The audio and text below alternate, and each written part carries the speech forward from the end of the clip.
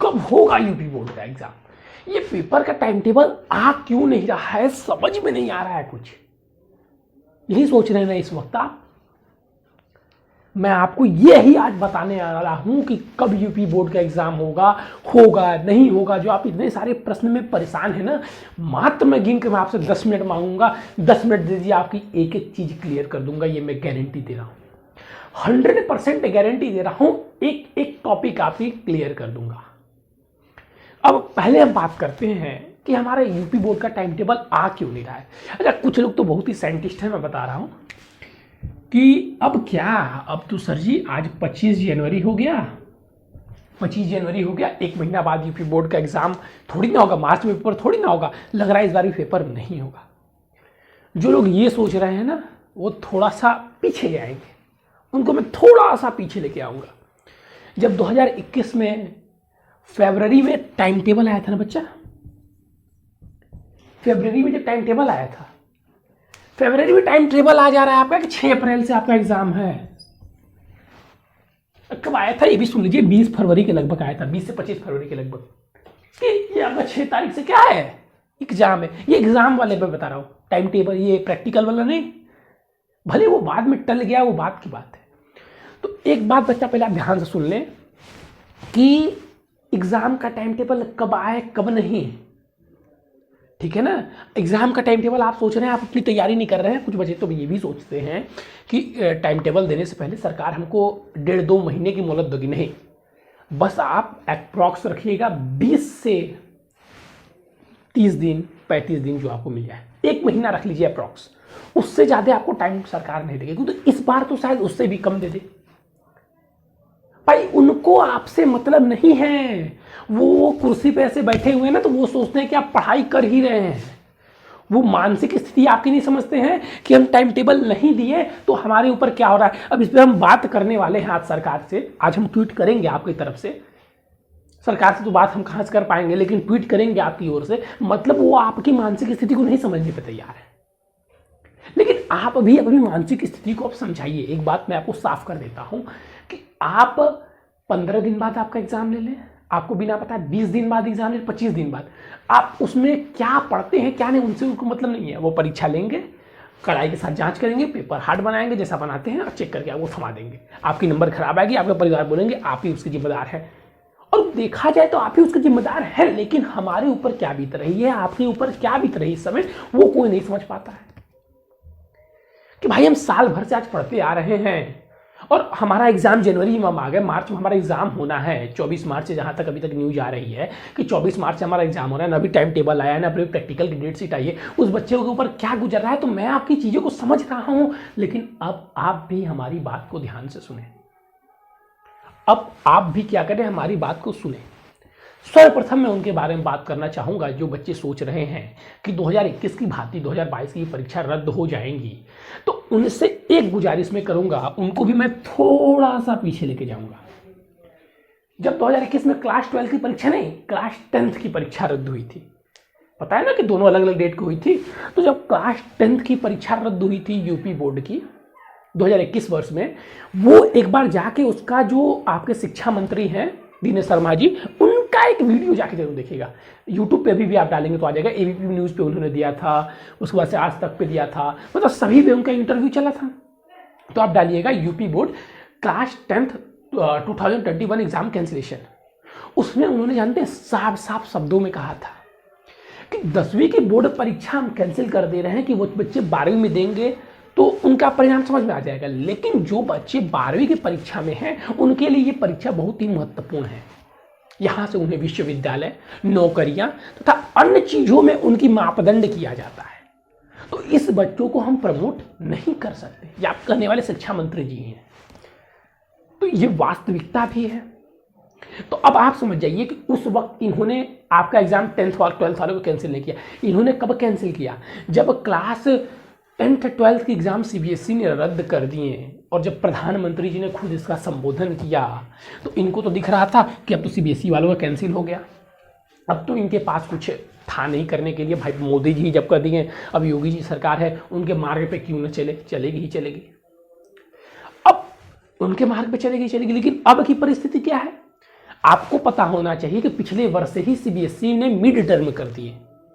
Half yearly उनका हो गया, बोर्ड ही हुआ है, हाफ बोर्ड हो गया, आप समझ सकते हैं। लेकिन आपका तो ऐसा कुछ नहीं हुआ, ठंडम धमाका। और इस बार क्या था, पिछली बार कि आपके चुनाव भी होने थे, तो बच्चों को प्रसन्न करना भी अति आवश्यक था। उनको भाई सब फैक्टर देखने रहते हैं ना। 2021 में ही ना हुआ है भाई परीक्षा, अप्रैल मई में, और ये आप मार्च में फरवरी में आपके चुनाव स्टार्ट होने जा रहे हैं। 6 महीना का अंतराल है चुनाव में, तो उनके लिए तो बहुत महत्वपूर्ण फैक्टर है। लेकिन इस बार अब जो भी सरकार आएगी वो तो गद्दी पे विराजमान हो गई 5 वर्ष के लिए, तो वो कोई भी फैसले ले लेगी। आप ये मत समझिए कि आपको खुश करेगी। और केंद्र का तो इस बार रद्द होने से रहा। दूसरी बात, इस बार कोरोना का वेरिएंट भी उतना हार्ड नहीं है। अब तो ये चर्चाएं तो होगी कि परीक्षाएं होंगी कि नहीं होंगी। अब मैं एग्जैक्ट जो बात है उस पर आने वाला हूं। इन सभी को मिलाकर हमें क्या समझ में आया? इन सभी को मिला के हमें यही समझ में आया कि हमारी परीक्षाएं रद्द होने वाली नहीं है। एक बच्चा भी हमसे पूछा कि सर क्या हमारी परीक्षा रद्द हो जाएंगी? अगर वो बच्चा हमसे जुड़ा हुआ है, हम जानते हैं सब फ्री में ही हम अपना भाई बैच चलाते हैं, जितने बैच चलाते हैं और जितनी भी सुविधाएं देते हैं सब फ्री ही देते हैं। व्हाट्सएप के थ्रू भी हम पर्सनली जुड़ते हैं बच्चों से, ये नहीं कि कोई ग्रुप बना दे, पर्सनली जुड़ते हैं हम भाई। तो उस बच्चे ने हमसे पूछा, वो बच्चा वीडियो देख भी रहा होगा, कि सर परीक्षाएं होंगी कि नहीं होंगी? उनको मैंने साफ साफ शब्दों में लिख के भेजा, बेटा 110% परीक्षाएं होंगी ही नहीं, 110% परीक्षाएं होंगी। तो इस विषय को आप छोड़ दीजिए कि आपकी परीक्षाएं नहीं होंगी। दूसरी बात, अब बचा क्या? अब बचा ये कि परीक्षाएं कब होंगी। तो आप ले लीजिए, ऐसे तो 24 मार्च डेट आ रही है, मैं अप्रैल स्टार्टिंग दे रहा हूं, पूरा मार्च आपको दे दिया। आपके पास कितने दिन बचे काउंट कीजिएगा। थोड़ा सा माइक सही कर लेता हूँ। आपके पास कितने दिन बचे थोड़ा काउंट कीजिए हमारे साथ। आज है 25, कल हो जाएगा 26, मतलब 5 दिन हमारे पास, 6 दिन इधर के, और मान लीजिए 28 महीना 34 और 30 उसके, लगभग हमारे पास अप्रॉक्सीमेटली 66 से 67 दिन, मान लीजिए 60 दिन हमारे पास है। अगर 24 से स्टार्ट हो जाता है तब परेशानियां हो जाएंगी। 60 दिन हमारे पास है बच्चा। 60 दिन में से आपको कैसे पढ़ना चाहिए वो मैं चीज़ बता रहा हूँ। 60 दिन में से आप 3-4 दिन प्रैक्टिकल के लिए निकाल दीजिए। अरे छोड़ी जो अप्रॉक्स दिया था, मान लीजिए 60 दिन आपके पास करेक्ट है। सब्जेक्ट कितने हैं आपके पास? 5, डिवाइड कीजिए। 12 दिन आपको मिले एक सब्जेक्ट के लिए, 12 डे फॉर 1 सब्जेक्ट। नहीं, जिनके पास बहुत ज़्यादा टाइम है उनको ये चीज़ मैं साफ साफ समझाना चाह रहा हूँ। आपको मिले 12 दिन एक सब्जेक्ट के लिए, 12 डेज फॉर, ध्यान से इस वीडियो को देखिएगा, 1 सब्जेक्ट।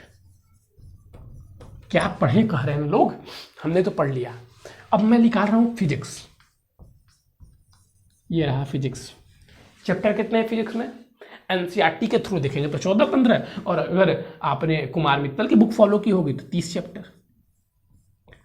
अब इससे देखिए आप, एक दिन भी आपको एक चैप्टर रिवाइज करने का मौका नहीं मिला। ये क्या बोल रहा है कि अब 30 से 12 को डिवाइड कीजिए, 12 दूना 24 और ये 6, लगभग एक दिन में आपको 2.5 चैप्टर पढ़ने होंगे। अगर आप एक दिन में 2.5 चैप्टर पढ़ते हैं अच्छे से, तब जाके आप 12 दिन में पूरी फिजिक्स को रिवाइज कर पाएंगे। और इस समय अच्छे से पढ़ने का मतलब क्या होता है, समझ रहे हैं आप?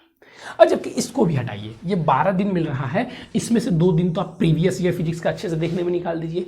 बचे हमारे पास 10 दिन।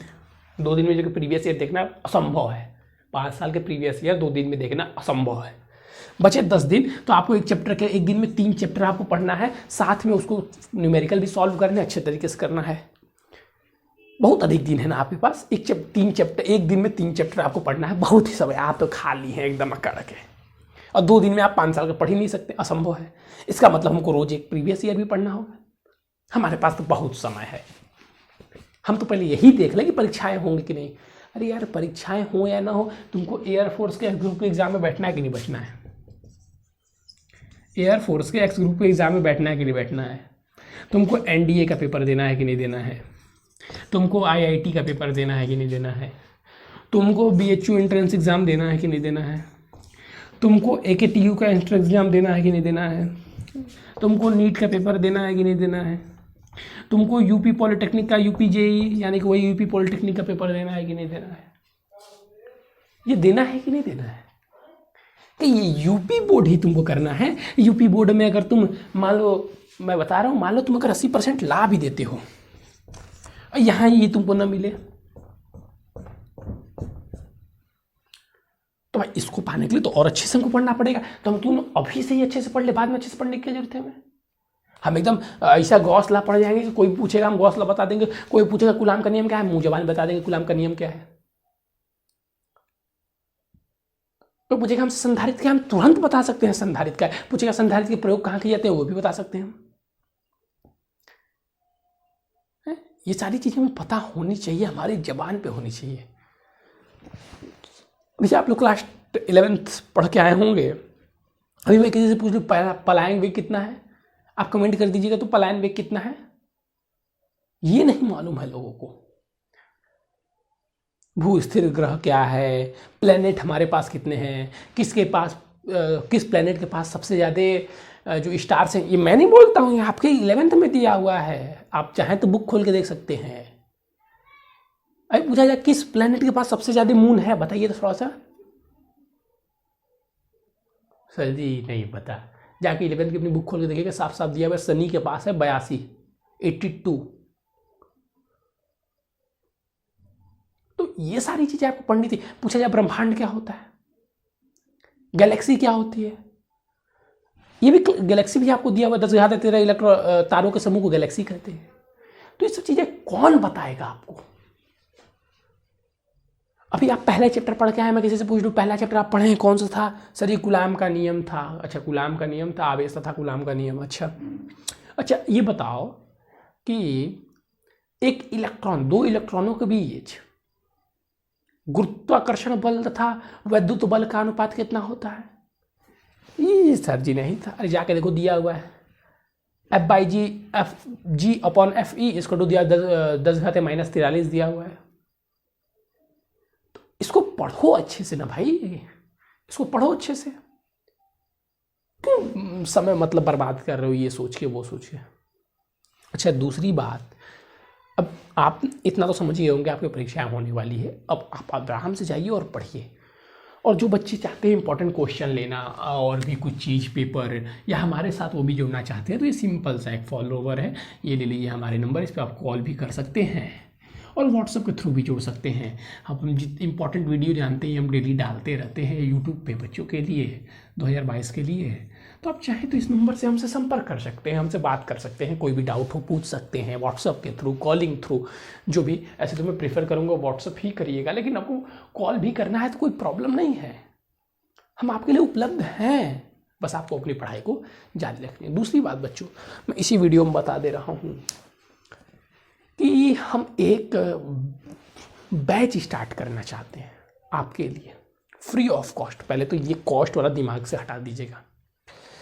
हम चाहते हैं कि जो बच्चे अभी तक नहीं पढ़े हैं, जो सोच रहे हैं फेल हो जाएंगे, या जो बच्चे पढ़े भी हैं, 15 दिनों में, आप ठीक सुन रहे हैं, 15 दिनों में मैथ और फिजिक्स, 15 दिनों में मैं टोटली मैथ और फिजिक्स आपका समाप्त करना चाहता हूँ। मतलब 15 दिन के अंदर फर्स्ट चैप्टर उठाएंगे, लास्ट चैप्टर तक आपको लेके जाएंगे, उसमें इंपॉर्टेंट क्वेश्चन प्लस जोड़ते हुए जो जो चैप्टर में इंपॉर्टेंट चीज़ें समझाने वाली हैं वो भी करिए। तो जो बच्चे अभी तक कुछ नहीं पढ़े हैं, अब सर वो बैच में जुड़ेंगे कैसे, छोटा सा प्रोसेस है। इस पर आप ज्वाइन, ये कमेंट में ज्वाइन कर दीजिएगा और हमारे नंबर पे मैसेज कर दीजिएगा सभी ज्वाइन। हाँ, वो बैच हम स्टार्ट तभी करेंगे, आज हम एक वीडियो ऐसे ही बना दे रहे हैं, जब हमारे साथ 50-100 प्लस बच्चे जुटेंगे। आपके पास क्षमता है, आप लाखों जुटा देंगे। वीडियो को शेयर मारिए, लाइक मारिए, लोगों तक पहुंचाइए, अपने दोस्तों को जोड़िए। मैं 15 दिन में फिजिक्स मैथ पढ़ा दूंगा, वैसा पढ़ाऊंगा कि अगर किसी बच्चे के 80 से कम आ जाएंगे तो मैं बता दूंगा। लेकिन आ ही नहीं सकता, मतलब ऐसा कॉन्टैक्ट आपको दूंगा। जो लोग पेड फी में लेके देते हैं वो आपको फ्री दूंगा। उसके लिए आपको क्या करना है, अपने फ्रेंड को जोड़िए और मोटिवेट रहिए, पढ़ते रहिए। एक हम आपके लिए जो प्रयास करना चाहते थे हमने आपको बता दिया। अगर आप चाहते हैं तो ज्वाइन करके मैसेज करिए और लोगों को भेजिए और हमारे नंबर पे संपर्क कीजिए। चलिए बच्चों, thank you, have a nice day.